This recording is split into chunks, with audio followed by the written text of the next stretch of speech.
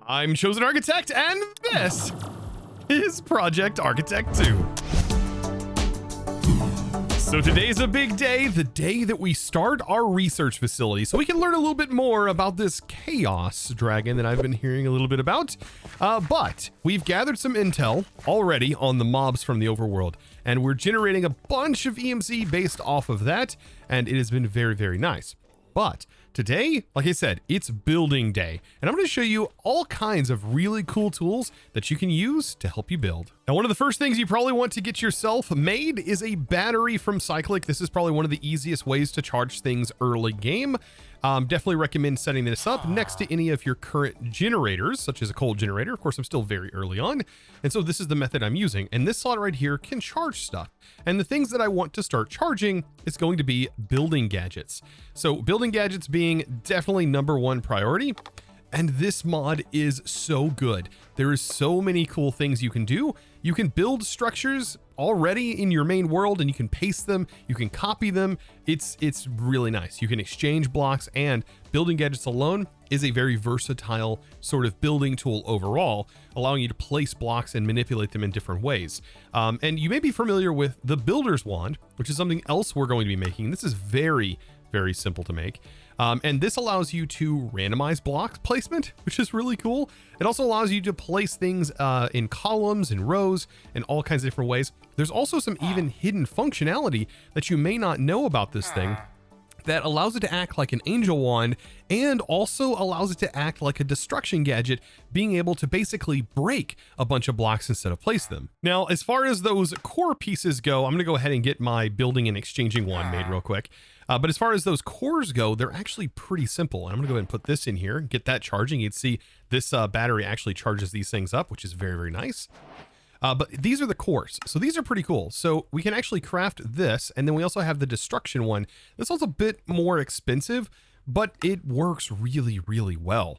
If you want to clear out a large area, I definitely recommend making this thing. Let's go ahead and put that together. Also, I'm going to toss this temporarily out of my inventory because I don't want it to consume my current enchanted diamond pick, which I'm so scared of RFTools doing because of the way it handles certain data with tools and stuff. So anyways, just with that aside, just be careful crafting things, because you might end up consuming something you don't want it to consume in a craft. Just fair warning. Anyways, to be able to put these angel wand core and also the destruction core in here, all we have to do is hold down Control and Shift together and then right click in the air. This pulls up this menu here, right? And we have a couple of modes, and this right here is grayed out. That's because you have to craft these things with it. And whenever you craft it with it like this, it will then give it the ability to switch to those modes. And so I do recommend using this on an infinite version, but we have the ability to repair this tool simply because of our repair talisman, which is very nice. So this thing right here, now whenever we hit that button, we now have the ability to turn it into an angel core. And this is really nice for placing things above ground. So if I have any block, for example, andesite, and I put it in my offhand, I can then just right click and it places it in the air as an angel block placer. It's a very, very versatile thing. The destruction core I'm going to show off later, but we do have some other things like what I was mentioning, randomize and stuff. We're going to be using this a lot when I get started building here in a minute. But building gadgets is also another fantastic tool that is really going to help you in your building journey. Whether that's to build something and you want to paste multiple of those things, you can do that with a copy paste gadget. You can also copy and share with your friends the actual copied thing if they want to move it into their world or build it in creative and use this as well. It's very, very cool. The cut paste gadget has to be one of my favorites because I could copy this entire house and paste it underground, and everything that is in it, included all the modded items, everything that exists, all of the items in the chest, everything just gets transferred as is directly to where I place it. And it is so cool that that can be done. So any of these setups that if I want to move them, I can just use the cut paste tool to do that. And then the destruction tool works much like the destruction part of this one. It can clear out huge areas and just voids those items, which is very useful for clearing up very large areas. Now there's one other tool that is very, very powerful and is going to hold me for quite a while, and that is creative flight. So we can actually get creative flight very early with ProjectE. You just need to make the Swiftwolf Rending Gale, and you're going to need something else. I'm going to talk about that here in a second. But this right here is probably one of the easiest ways of getting flight in this pack. Now, there are a ton of other ways. We have Ars Nouveau. There's a whole bunch of other different methods. There's Apotheosis with a flight potion, all kinds of stuff. And even Cyclic has ways of doing it. But this is by far one of the easiest and probably one of the best modes, because not only does it allow you to fly, right? It also allows you to prevent projectiles from hitting you or reaching you, and also allows you to, while crouching, push mobs away from you, which is very interesting. While this, of course, has its special ability enabled, which is another thing we're going to have to get into. Before I can make that, I've got to grab a bit more lava. The reason I needed that lava was for the iron band, and there we go. So now we have our iron band, and like I said, this is just a super easy thing to make. Feathers we definitely have. We've actually gotten them from the mob farm, because chickens can, believe it or not, spawn, because there could be like zombies riding chickens, and they do spawn over there, so we do get the occasional chicken, which is kind of funny. But there we go. I now have that, and there's our ring. But the ring doesn't work just yet, because there's another thing that we actually need to solve first. Let's go ahead and grab that to get lucky. Oh, I got a free EMC link. That is so good. Okay, very, very nice. A free regular basic EMC link. I'll take that. Now, the thing that we're going to need is actually a Klein star, but we just need the basic Klein star. We don't need anything fancy, but I did give a little guide in here to kind of help, because this can be kind of confusing when first making a Klein star, understanding how it actually interacts with the transmutation table. Now, the way a Klein star basically works is it works sort of like a battery. So think of it as a battery. I'm going to go ahead and make a couple of these, because we can compress them down into a higher tier version. So we can add them together like this. And now we have a slightly bigger one.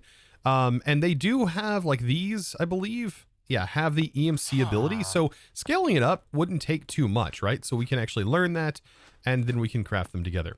But let me kind of explain how these Klein stars function, right? Like I said, they're like a battery. And we can put them in this slot here, and it will take EMC out of our inventory, or out of our total EMC value, and it will store it. And then, so now we have 200,000 EMC stored in here, and certain things, for example, this Rendingale and several of the other rings, will actually consume EMC when they are used. So now I can double tap, and it's going to slowly start to consume EMC. Now it's going to store a bit, but then as I continue flying, once it has reached a certain level, it will then draw another set of EMC. Now, right now, we're in the mode where it just allows you to fly. And you can have this in the ring slot and everything, and it's perfect. It works fine. But if you want to enable its special features, you shift right-click with it, and that puts it into a different mode. And now, whenever you fly, it turns red. But whenever you hold shift, it will actually create a bubble around you, essentially, that will push items and entities away. I don't know if it necessarily works with items, but it definitely works with projectiles, and it will push mobs away. I think a good example of this possibly is going over here to these mobs. Like I'm being around it, and it's just pushing the mob away. It's not super helpful, but in the overworld like this, but it is helpful with skeletons, because the ones that snipe you, yeah, they won't be able to get to you anymore, because their arrows, yeah, they won't even make it. Keep in mind, in that mode, it does cost a bit more to have it activated and also be flying with it. Now, that noise that you hear right there, you're probably going to get annoyed of it. So there is a thing you can do, and you can definitely turn that completely down. It's under the Swift Wolf, so yeah, you can either turn it completely off, or you can just completely mute it a little bit. I like to have it muted just a teensy bit, because I do get tired of hearing that noise. And just in case you were wondering what the exact noises are, apparently it's heal projectile, or heal ProjectE, and uncharge ProjectE. Yeah, there we go. Now both of them are muted. Now let's go ahead and talk about that research facility. Now I want to place that research facility underground, and it's going to go underneath our base here, and it's going to have to be deeper than the lowest point of this water here, just to make sure that we don't encounter any problems. So it's going to need to be quite a bit lower than 55. So I'm thinking like closer to like Y level 20 or near 0, preferably. And so I'm going to need a way to teleport down there. And also once I find that location. And I was thinking, instead of using waystones, why don't we just tap into another really cool mod that I think is going to fit the research facility vibe? and that is going to be more RF tools, cool stuff. Okay, I mean, that's not exactly what it's called, but it is called a matter transmitter and receiver. And we're going to be using these later on as well whenever we dive into the RFTools Dimension stuff. But for right now, this is a great way to start teleporting around. All you're going to need is a matter transmitter and a matter receiver. And of course, multiples of those. The receiver allows you to teleport from a transmitter to that receiver, for example. And we're also going to need a dialing device. So I'm going to add these to the list of things to make, and they're honestly not too expensive to make. They're just going to require some ender pearls, which are not expensive in this pack.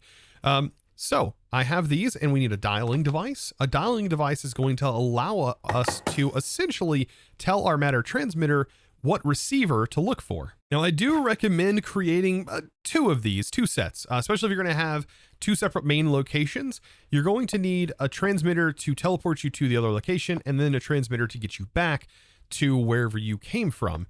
And you're also going to need the receivers as well. And then you're also going to need the dialing devices. So I've made two of each of these items, and the way we're going to set this up is pretty straightforward.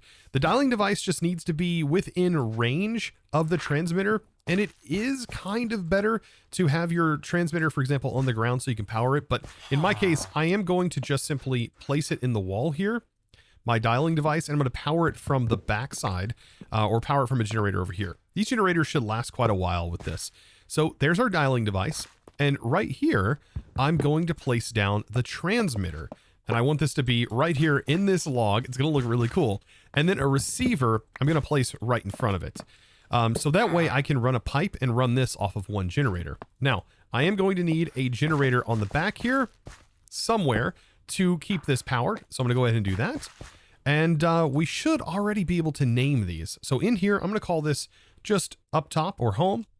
Let's call this home right now because it's going to be the cozy home location. And what we should be able to see is in our dialing device, we now can see that there is a home receiver that exists. This is the transmitter that it's automatically linked to.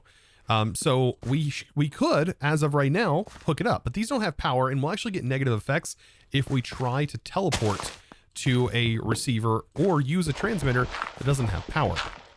So I want to get down here, and this is going to be my first time making some pipes from the pipes mod to carry some power. So to set this up, I'm going to run the cables just like this, and I think right here, so I can access it, I'm going to place the coal generator, put some power in here, and then just need to wrench right here, and that should start sending power around to both of these.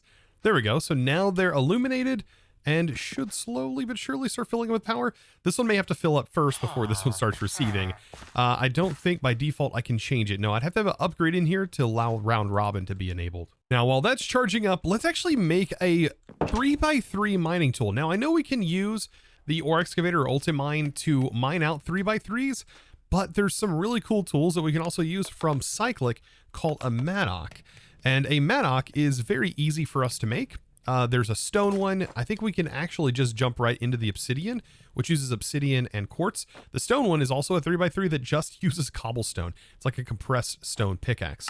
So I'm going to make this one that uses a little bit of quartz. And this thing is going to be super nice, and you can enchant it and everything. Of course, it's going to have infinite durability because of our repair talisman. But I want to find roughly the center of our base, which actually is right here in this. And I want to get down underground, and like I said, get down to that like Y level 0-ish area. And hopefully we don't hit any lava along the way. Of course, I'm mining another tunnel straight down. So perfect, I'm right at Y level 0, and I can start to use this pick. And this mines in a 3x3, which is so nice to have. Like I said, we can definitely use vein miner, but sometimes it's nice to just have a tool and not need to swap back and forth on those items. So this is going to be the middle of the area. And for right now, this is probably where we're going to set up our receiver and our transmitter as well. Now with this, we can do it directly on the floor. And I just wanted to show that you can set this up this way. You can have your transmitter and receiver. For example, here's our receiver and here's our transmitter. And in the middle, you can place the dialing device, which is just like this. And then I can power them all from the bottom directly. Down here, I just went ahead and hooked up the two. This is going to allow them to charge up much faster. So as soon as that's done charging, this is now charging and this one's now charging. So they're both ready to go. I just need to close this back up. Like I said, we're going to be getting to work on this research facility. It's going to be a pretty epic build. I have a lot planned for it, and I hope you guys are excited to come along the building journey with me, of course. Now, on the dialer here, what we need to do is we need to dial to our other location. Now, this one hasn't been named. I need to name it research facility. So once named, we should be ready to go, and we also should see it inside of here. You see the research facility. Now, for this particular thing, we want to favorite this one because this is the one we're going to be dialing to. We're not going to do a dial once. We're instead going to do a regular dial. When we do this, you can see we get this really cool effect. And I really like this. And it's like a transmat effect. And whenever I step on this, it should teleport us, well, to the other side. And there we go. So long as these have power. And the same goes for this one. I'm going to make sure these are favorited and dial this one. And now I can teleport back and forth just like that. Very, very cool. Now, I really wish I could explain to you what I'm actually envisioning as far as this build goes, but I do want it to be a research facility that is going to have like a gardenish center. It's going to have foliage in it. It is going to be orange and purple in color. It's also going to have some fluorescent sort of white lighting in it as well. That's going to be in some custom shapes. And I want there to be branching off rooms that are going to have space for us to do our modded things. Each room is going to sort of be a test chamber. Now, the main area is going to be rather large. That's why I made sure to go down quite a bit. So going back here and looking up, we have a ton of room to work with, like a ton of room to work with. So I can go very, very tall, and I actually want a row on the bottom, and then I want stairs that lead up to another level on top. So I think for this to work and for me to get the area cleared out in enough time and be time efficient, it's probably best if I use the destruction gadget. And I've never really played with this too much. So I do understand how it works though. And I think the best way to show this is by explaining depth first. So right now everything is set to 0. And notice when I added depth, we now have a single block. And whenever I click, it is going to just delete that block. I mean, actually delete it. So let me add another on depth, and notice, depth is now from the perspective of where you're standing. So if whatever block I'm facing, the depth is going to be blocks behind that block, from that face. So that's good to know. So if we set it to 3, that's going to be 3 blocks behind it. And now if I go to the right, you can see it just added a block to the right. If I add one to the left, it just added one to the left and top and bottom, and it's from the center here. So now whenever I mine this out, it is going to mine a 3 by 3 by 3. So it's going to be a 3 cube, and it's just going to get rid of that cube. So that is pretty straightforward for this. But keep in mind, we can actually change our anchor point on these, and we can do all kinds of interesting stuff. But if I say I want this to go up more, and I want it to mine out all these blocks above, that's where this up is going to really come into play. So right now, if we set it to 0, we know this is 2 blocks tall. So this will be 3, 4, 5, 6, 7, 8, 9, 10, 11, 12, 13, 14, 15, 16, 17, 18. Technically 18 tall. So let's do like 17 tall. You know what? 18 tall would be pretty nice, but this says the destruction area is too large. So I'll set it here, and it is 3 blocks in depth. And I wonder how many we can change this to. So we can take the depth very, very far, and this will allow us to clear a rather large area out that is also very tall in size. Now, I think early on, it would be a good idea to determine roughly how big we're actually going to want this. And so this is a good identifier right here, but adding some of the stairs in to see how tall things are going to actually be is probably a good idea. And I think what I'm going to want is for this to at least be 1, 2, 3, 4, 5, 6, 7 tall, accessing up here. So that way we have a good amount of space, like 1, 2, 3, 4, 5, 6, because we have to keep in account if I'm going to decorate anything, there's going to have to be a layer directly underneath the main floor. And now this is where my next building tool is really going to come into play, and that is the abacus from Cork. And so I can shift right click on this block, and we've now set it to 1. And keep in mind, this block is counted as 1. This means it's now 2. And so it's from the position from which you're trying to count. So if I really wanted to get a good point on this, I would click this block here. And now I know there's 3 blocks here, and I would need to make sure that we have an odd number out from here, and kind of figuring out how big I actually want this space. And you know what? 21 is actually perfect, I think. So this built out almost exactly where I want it, which means if I was to clear this area out, it should also equate to that same number once everything's all said and done. I certainly hope so. The only way to test is by doing that same thing. Shift right click, drag all the way out here, and hopefully it's at 21. Oh, it's not. Okay, so oh, that's right, because we mined out a 3x3 area. So this whole section would have to technically go 3 more blocks back. And the best way to do that is by dragging this out and just setting the depth to 3. Now we should have, with some quick maths, we should have 21 in distance. Perfect. And now I think at this point, it'd be a good idea to figure out how wide we're going to want this. So I do want this to be a rectangle shape. I think that fits the research sort of vibe, at least for the center area. And it's going to need to be big enough to house some trees and foliage in the center.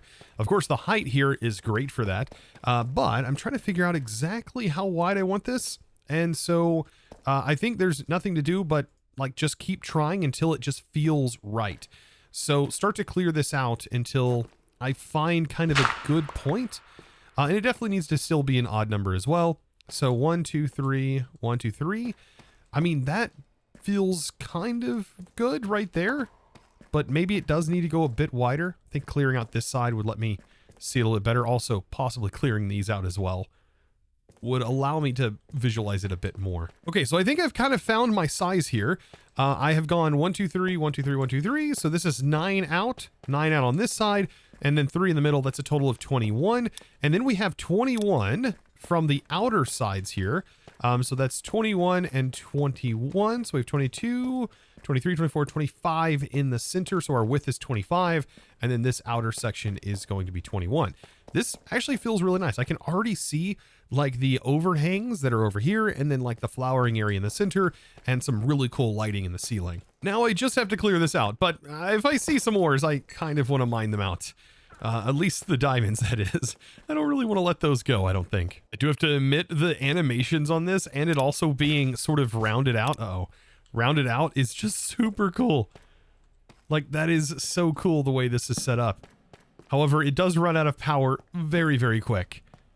Oh, that is so sick watching that happen. Now, I think I figured out the height as well, and I've gone up 9 blocks, and it's leaving me a lot of space. So this is 17 blocks tall, which is actually perfect. So I've decided to go with 9, which gives us a little bit more height on the bottom and then the top, which looks actually better from down below. And of course, I'm keeping in mind that there's going to be a rather large area here in the center, and I also want some interesting columns that lead up, and all of this back space is going to be chambers for which we can automate certain tasks. That's at least my idea. I think having space makes me feel so much better when building. Now, I shift right clicked on this block, and by default, it's always set to build to me, which I think is one of the best modes. And it allows me to, for example, go all the way back here and start to create a line of blocks like this. Now, there's some modes that you can change, and one of my favorites is grow up. There's also snap. There's a lot of cool effects. Rise up also looks very good. So there's rise up and there's also grow up. Both of them, in my opinion, look really, really nice. So this is what that one looks like. And it grows to you.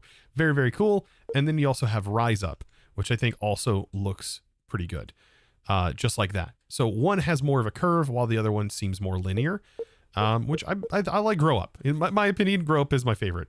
So yes, this is going to help me understand sort of the space that I'm working with and what's going to be the upper area and what's going to be the lower area. So there we go. So now I have that defined in this place. And now I need to figure out like how far out do I want these railings to be? I think I definitely want at least a 3-blade space here. So it probably needs to extend out at least this far. So 1, 2, 3, 4. And that means on the other side as well. And same for this 1, 2, 3, 4. That's going to give me a lot of space on the outside here to add some special railing or what have you.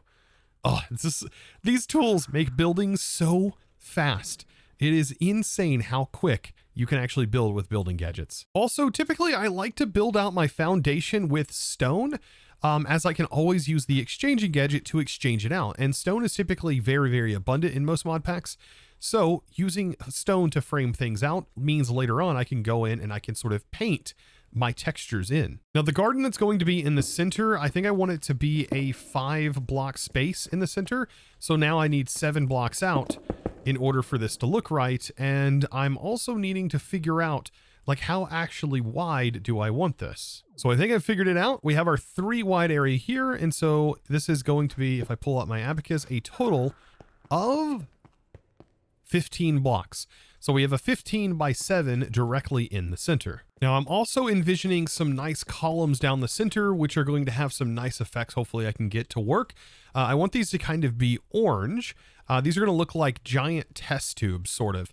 And they're probably going to have, hopefully I can get to display like water columns with bubbles. And hopefully that will show up through the glass textures that we can, if I can figure that all out.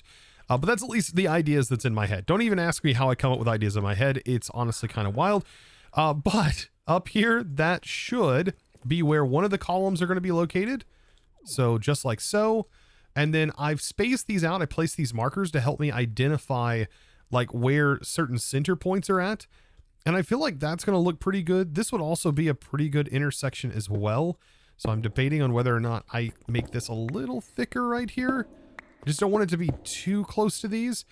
These are also, by the way, going to indent the wall here, meaning you're going to have like a walk path that actually has you walk around these columns technically, which I think is going to help break up the space and not be so square. But yet again, being able to just click here to place these in, it's just too good. Like this, oh man, the power of this mod is just insane. And it just really goes unappreciated, I think. Direwolf has literally made a mod that essentially allows us to have world edit in survival. It's just amazing. And you know what? After setting this up, I feel like now this needs to be a raised floor. I feel like the main level is going to be the main level, and then we're going to have a little bit of a raised platform here with walkways that allow us to walk up onto this main floor level. Hear me out. It's just a feeling, but I'm really liking this feeling. Now, you guys have asked me to explain my builds more instead of just doing like montages, but kind of explain my thought process while I'm starting to put together builds. And I really think that's a great idea. And I'm trying my best to do that. Like I do typically build off the cuff. Like I just straight up will start building. And the hardest part, of course, with any building task is to just place your first block. But once I place that first block, my brain just goes wild. And I start to envision what these builds are actually going to look like before they're even complete. And like I said, I really wish I had a better way of explaining my thought process, but that's it. I don't have to think about it too much. I start placing the blocks, and then I imagine what this is going to sort of look like. I imagine a place in my head, and now I'm just trying to replicate what that place would look like. So yes, now I've decided this right here needs to go out 1, 2, 3, 4. This is the 5th block. And then we have 1, 2, 3, 4, and this is the 5th block on the back side. And I've just wrapped this all the way around. And now I'm just starting to lay in what this floor is going to be and just getting it filled all in with stone. Now for the lights in the ceiling, I want to utilize these illuminated slabs. These are going to be really, really nice, I think, up top, especially if I build them out in circular shapes. So I think having 3 separate sort of areas that contain lights, these are going to look really good in the ceiling. And this is one of my favorite mods as well. Simply Lights that adds these. Oh, they're so good. And I made sure that they were EMCable because these lights are so good to place abundantly. And to get started with these, I'm going to line myself up with these center sections that I've punched out. And I'm going to go all the way up top and make sure just for right now to place in a light so we have a good reference point for where this center is going to need to be for these circles that I'm going to be ultimately building up here. And we're probably going to also raise the roof a little bit to kind of make these stand out a bit. Now, I was standing out here and I'm looking up at the design that I started to work on for the ceiling, and I realize that the ceiling here is just not open enough. So I think I want to figure out some way to round this out, and it's probably going to need to be a bit taller than it currently is, just to make the standing on this level feel a bit nicer, because this right here is not going to work. I think I figured out what I'm going to do for this, so I'm going to just start clearing the roof out a little bit by little. And I'm doing this with the destruction gadget yet again, and I'm just trying to get this to be a certain shape. Once I kind of get the shape figured out, then I can really start to work from there. But this right here, yeah, I think I'm going to go 2 blocks and sort of work my way up into sort of a rounded shape. And you know what? This actually feels really good now. I was standing down here and I'm looking up at this and it feels a lot better. So this is 2, then 3, then 4, leaving this out here. And this probably should be cleared one more, having a strip 1 here, then have it expand out. I can definitely try that out as well. So the way I'm doing this, I'm just kind of bringing this down. If we take this down to just 1, it allows me to clear 1 at a time. So yeah, let's do that. Let's clear this line, and then making the center have a 5 block space. And that's probably going to look even better. Yeah, that looks so much nicer. Now, so far with just the lights in, oh, this is now starting to look really, really nice. And you can really start to see this shape sort of coming together. And with the lights up here, this really starts to add to the whole ambience. And I actually kind of like there must be like a, yeah, we're in a bioshroom cave apparently. So yeah, there's some spore flowers you can see, but I really like that kind of, effect we may actually just add into the whole, structure here to make it sort of feel like dust floating around, be kind of cool. But anyways, the lights are in and we are slowly but surely getting this base to come together, and it's going to take some time, and I'm going to be slowly but surely working on it. I do want to go ahead and get the idea, for example, of how these structures are going to be facing. So if I make the 3x3 right here, or better yet, use this tool so we can actually break through the ores. This is sort of the height that these rooms are going to be. We're going to have like an arch that is going to be right here that allows you to walk into these rooms that are going to contain more stuff going out that way. And I really don't want it to be like super symmetrical where you like go into there and it's just a square room. I kind of want it to be something different this time, but that's all something that I'm going to be working on over time. And all of this is just going to sort of start to develop as we continue to play. So if you have enjoyed this series thus far and you're looking forward to new episodes, of course, be sure to click that subscribe button. If you haven't already, we are getting very close to that 1 million subscriber mark, and I can't do it without you guys. So if you would, and you haven't subscribed already, be sure to think about doing that. Just got to click that button down there, the little red one, and ring that notification bell if you haven't already as well. Guys, I appreciate you so very, very much. Let me know down in the comments what you also think of this build so far, and do you like this kind of video where I kind of explain more and don't necessarily do like a montage? I would love for you guys to let me know down in the comments. And with that, it's now time for me to thank the amazing supporter of today's episode. And that huge thanks is going to go out to Year of Old. Thank you so much for your amazing support, by the way, choosing to support me over in the Discord by becoming a Discord premium member and supporting in one of the best ways possible. You absolute boss. I do appreciate you very, very much. And guys, if you're looking to join the Discord, all you gotta do is go to discord.gg/ChosenArchitect and join the amazing crew. We have tons of help, so if you're looking for help for this mod pack or really anything Minecraft related or gaming in general, we may be able to help you there, or somebody will definitely be able to help you. Check out the channels, all of that all listed down in the description below. Also, you can check me out on Twitch, twitch.tv/ChosenArchitect. Believe it or not, I do stream quite a lot, so you can find me over there if that's something you're into. And guys, I'll see you in the next one, and as always, thanks for watching. Bye!